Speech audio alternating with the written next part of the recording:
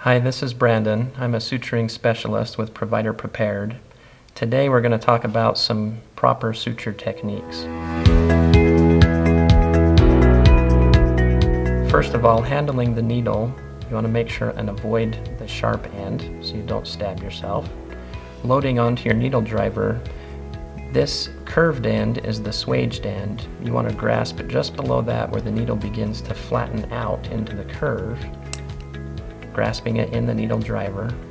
Having a hold of the flattened portion allows you to be able to steer the needle correctly as you're passing through the tissue. First, we'll start with a simple interrupted stitch. We're going to utilize fake skin for our demonstrations at this time.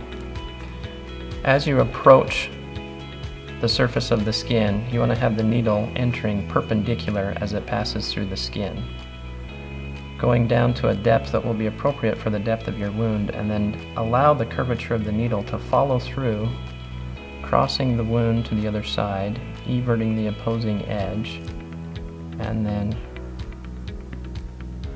come through following the needle's curvature. Bring your thread across. Now on the first throw on an instrument tie knot, you're going to want 2 loops of thread. Grasp the short side and then approximate the edges, being careful to not strangulate the edges. For the next throw, come onto the opposite side of your thread with 1 loop, grabbing the short tail, and then come back across, alternating each side of the thread that you start your loop on for your instrument tie.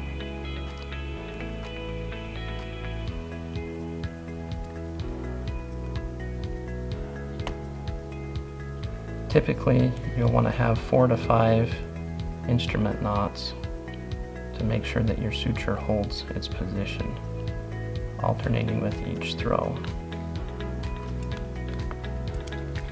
And then clip your thread with a short tail left to make removal later on easier. Now typically with each simple interrupted suture, you're going to divide the wound in half with each bite.